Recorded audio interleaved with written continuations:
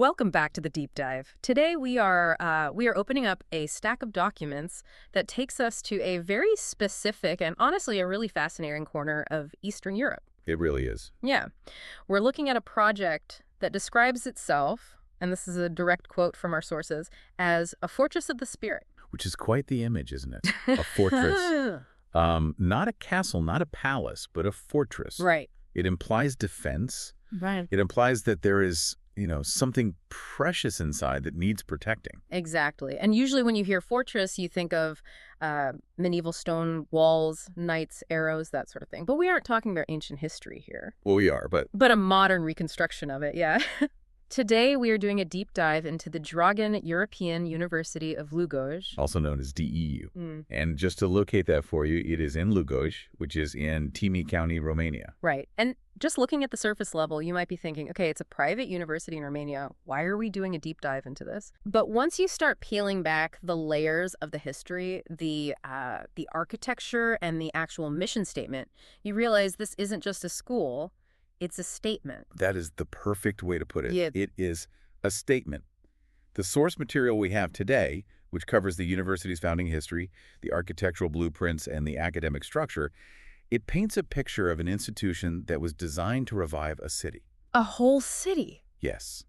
Lugoj has this traditional status as a cultural center in the Banat region, and this university was built to be the engine that restarted that legacy, so to speak. It's a comeback story, and the main character in this story is the founder, Professor Iosif Constantin Drăgan. He didn't just want to open a business, he wanted to build a legacy. And he was very, very specific about how that legacy should look. He was. So let's get into the weeds here. I want to start with the foundation. And I don't mean the legal paperwork just yet. You mean the literal dirt? I mean the literal dirt, because there is a moment in the history of this place that feels like something out of a movie. Oh, you're talking about the time capsule moment. The time capsule moment, yes. Okay, set the scene for us. It is April 21st, 1993. So to give you some context, the university had been legally founded a few months prior, back in October 1992. But April 21st, 1993 is when they are actually breaking ground on the physical campus. The big day. Right. This is the moment the dream starts becoming concrete. And they don't just dig a hole and pour cement, they make it a whole ritual. They do. They take a stainless steel cylinder, which is such a classic, durable image, and they place it at the foundation of the building. And inside, there is a message signed by Professor Drăgan and Virgil Turkin. Who was the mayor of Lugoj at the time. Exactly. So it's that partnership between the private founder and the city leadership. They are locking arms. But the speech Drăgan gave that day is what I really want to unpack here. Because he drops a date that genuinely made me do a double take. 1241. 1241. He is standing there in 1993, and he is talking about the year 1241. It's a span of 750 years. He says, and I quote, "Today is a historic day. The first cornerstone is laid at the foundation of the new fortress in the city of Lugoj, whose old fortress fell in 1241. That is heavy. He is framing the construction of a modern university as the reconstruction of a lost military stronghold. Precisely. And he goes on to explain that pivot. He says, yesterday it was a defense fortress for the people. Today it is a defense fortress of the spirit. Fortress of the spirit. It is a really beautiful rhetorical move. He is acknowledging the trauma of the past, the fall of the old medieval fortress, and he is saying that the new defense isn't about physical walls to keep armies out. Right. It is about knowledge. He calls it a contribution to universal science. It totally changes the stakes, doesn't it? I mean, if you are just building a classroom, you are worried about desks and chalkboards. But if you're building a defense fortress of the spirit, you are worried about history, civilization, survival. And you have to remember the context. The early 1990s in Eastern Europe was a time of massive transition. The whole world was shifting. There was a lot of uncertainty. Building a fortress suggests a desire for stability. Yeah. A desire to create something that simply cannot be knocked down again. And speaking of things that cannot be knocked down, let's talk about the building itself. Because they didn't just talk a big game, they built a big game. The construction timeline was incredibly fast, too. They buried that cylinder in 93, and the main building was completely finished by 1996. 3 years. 3 years to build what is essentially a monument. I want to take you on an audio tour of this place because the specs in the documents we're looking at are wild. It is designed to impress. There's absolutely no subtlety here. None. So you walk in and you are standing in the marble hall. Which is an evocative name all on its own. It is. And it's not just a nice foyer. It is 644 square meters. Let's just pause on that number for a second. 644 square meters for a reception hall. That is larger than most luxury apartments. That is larger than the entire footprint of some suburban houses. It's massive, and it is completely lined with marble. It echoes, it feels permanent. You walk in there and you feel small, which I assume is the whole point. Absolutely. Architecture like that is designed to command respect. It tells the student or the visiting dignitary that you are entering a place of real importance. And then, if you keep walking, you get to the crown jewel of the campus, the Aula Magna. The Great Hall. Great, 470 square meters. With 450 seats. It's a theater, basically. But there is a detail in the tech specs for this specific room that I think is the most revealing thing in our entire document stack. I bet I know what you're going to say. The interpretation booths. Yes. The Aula Magna is equipped with a simultaneous interpretation system for 3 different languages. Now stop and think about why a university in Lugoj, serving mostly local Romanian students, would need simultaneous interpretation for 3 languages. You don't need that for a standard lecture on Finance 101. No, you do not. You need that if you are planning to host international summits. Yeah. You need that if you are bringing in diplomats, European leaders, and global researchers. Right. That technology isn't for the typical students of 1996. It's for the ambition of the university itself. It's a signal. It says, we are Drăgan European University. Heavy emphasis on the European part. They wanted to be a hub where different cultures and languages crossed paths. It is literal infrastructure for a future that they were actively trying to will into existence. And the rest of the campus completely backs us up. It's not just one big fancy room. They have 4 large lecture rooms with 192 seats each. They have smaller lecture rooms with 58 seats and 8 seminar rooms. It's a fully fleshed out academic ecosystem. And we really can't overlook the specialized facilities either. In the 90s, having 2 dedicated IT and computing laboratories was a very significant investment. Definitely. It showed they weren't stuck in the past, despite all the medieval fortress metaphors. They were looking straight at the digital future. But there is one room that really stood out to me. It's listed right there in the blueprints. The forensic laboratory. Yes. That is a very specific, somewhat unusual inclusion. Highly unusual. Usually you see biology labs, maybe chemistry, but a forensic lab. That feels very CSI. It does, but just hold that thought, because when we get to the actual academic structure, that room is going to make perfect sense. It's not just there for show. Okay, I will pin that. But before we leave the visual tour of the building, we have to look at the art. Because nothing says legacy quite like a giant mosaic of your own face. Well, it is the founder's prerogative. True. So on March 26, 1997, about a year after the building opens, they unveil an effigy in the entrance hall. It is a mosaic of Professor Drăgan, and it is huge, 2.85 meters by 1.87 meters. It's monumental, but you have to look at the materials, look at the provenance of it. It wasn't made by a local contractor down the street? No. It was created by Vittorio Venturelli. He was an Italian craftsman from Pietrasanta, and the piece itself is made of Murano mosaic. Murano glass. That is the good stuff. It is the best stuff. Historically, Murano glass from Venice is a symbol of high art, of wealth, and specifically of European culture. Right. By commissioning an Italian artist to create a Murano mosaic for a university in Lugoj, Drăgan was making a very deliberate cultural connection. He was importing prestige. Exactly. He was physically embedding Western European artistic tradition right into the walls of his new fortress. It just reinforces that European identity we talked about. It's like saying, we might be here in the Banat region, but our standards are Venetian. Precisely. It is incredibly ambitious. You have the marble, the tech, the Italian art. It's a spare no expense kind of vibe. But a university isn't just a building. No, it's not. You can have the nicest walls in the world, but if nobody's learning anything, it's just a really expensive museum. So let's talk about the software running on this hardware. What are the students actually doing all day? It is interesting because for all the grandiosity of the architecture, the academic focus is actually quite tight. It's very focused. It's not a sprawling liberal arts catalog with 50 different majors. No. It is streamlined into 2 main faculties. Let's break those down. First, you have the Faculty of Economics. Okay, money. Money. The lifeblood of the transition to capitalism. They offer a bachelor's program in finance and banking and a master's program in financial management. This makes perfect sense for the 90s and early 2000s in Eastern Europe. The economy is opening up. The banking sector is evolving rapidly.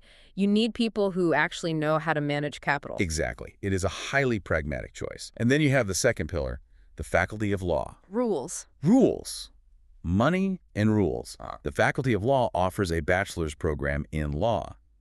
But here is where we finally solve the mystery of that forensic laboratory we found earlier. I'm ready. The master's program in the Faculty of Law is specifically in criminal investigation management. Oh, there it is. Criminal investigation management. Suddenly, that forensic laboratory isn't just a weird extra room on the floor plan. It is the core training ground for those master's students. They aren't just reading about crime scenes in textbooks. Right. They have a facility to practice the actual science of investigation. I love that. I love when the architecture perfectly matches the curriculum. It shows a level of planning that goes way beyond just, let's build a big school. It does. And if you step back and look at these two pillars, law and economics, it tells you a whole lot about what the university values. It feels very solid. That is the perfect word. And it actually aligns perfectly with the university's official motto. Which is? A university for solid destinies. A university for solid destinies. That is a really fascinating phrase. It is. Notice it's not a university for dreamers. It's not a university for changing the world. It is solid destinies. It implies reliability. It implies that if you come here and you study law or finance, you will have a foundation. You will have a career. You will be secure. In a world that can feel completely chaotic, a solid destiny is a very attractive promise to a student. It fits the fortress metaphor perfectly, too. A fortress is solid. It protects you. A solid destiny protects your future.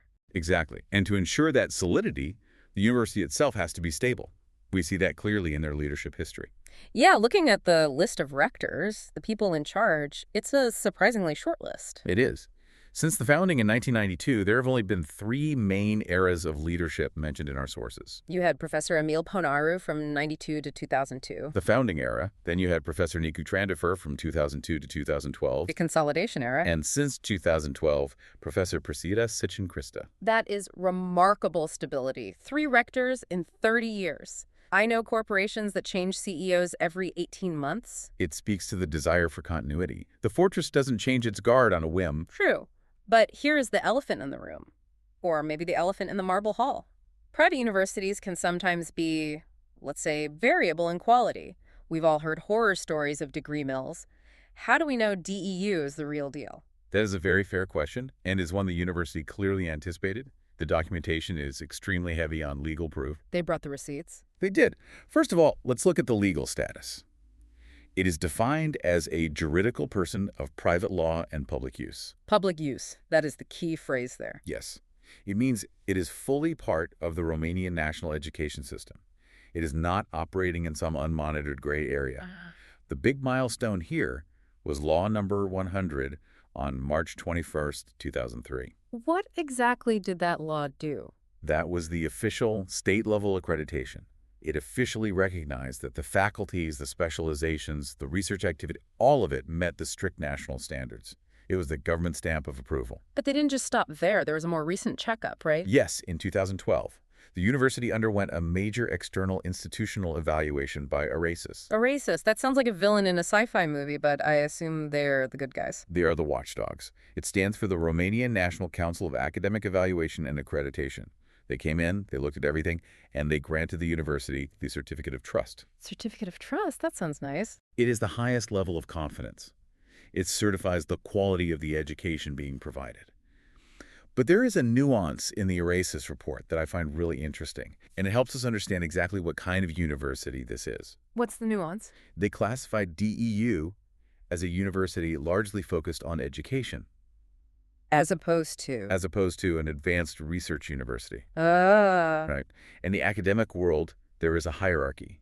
At the very top, you have universities that are churning out groundbreaking scientific data, Nobel Prizes, massive laboratory breakthroughs. DEU is classified as an education-focused institution. So it's a teaching university. Exactly. And the sources note that scientific research is still a strategic objective. They are doing it, especially in those master's programs we talked about. But the classification admits that the primary engine here is teaching. It is about taking a student and giving them that solid destiny. They aren't trying to be MIT. They are trying to be a place where you go to learn a trade law or finance at a very high level. And that honesty is important. It clarifies their mission. They are building professionals. And they're plugged into the wider network, too. I saw in the docs they're members of the EUA. The European University Association. Again, validating the name Drăgan European University. Okay. It's not just a fancy name on the door. They are card-carrying members of the broader European academic community. So let's zoom out a bit. We've looked at the stainless steel cylinder in the dirt. We've looked at the Murano mosaic. We've looked at the forensic lab and the accreditation papers. What does this all add up to? It adds up to a realized vision. You really have to give credit to the sheer will involved here. In 1992, Professor Drăgan had a vision of reviving Lugoj as a cultural center. He saw a gap in history, that 750-year gap from the fall of the old fortress, and he essentially decided to close it himself. And he didn't do it halfway. He didn't just rent an office building and put up a sign. He built a city within a city. That is the phrase, a city within a city. The scale of it, the marble hall, the Aula Magna, it forces the city of Lugoj to level up in a way. It demands attention. It is a massive physical intervention in the landscape. And going back to that time capsule idea, a university is always a time capsule. How so? Well, it captures the knowledge, the values, and the aspirations of one generation and tries to transmit them to the next. That stainless steel cylinder in the foundation is just the literal version of what happens in the lecture halls every single day. That's true. Every time a professor teaches a class on criminal investigation or financial management, they are passing something down. They are securing the future. That is a beautiful way to think about it. The whole building is essentially a transmission device. Exactly. But here's the question that I am left with, and it is kind of a big one for you to think about. Let's hear it. We are looking at this fortress of the spirit from the perspective of today. And today, the world is liquid. It is digital. We have people getting entire degrees on video calls. We have digital nomads working from anywhere with Wi-Fi. The physical constraints of learning are completely dissolving. Right. So in an age of digital learning, what is the value of a physical fortress? Does sitting in a 644 square meter marble hall actually help create those solid destinies better than sitting with a laptop in a coffee shop? That is the fundamental tension of our time, isn't it?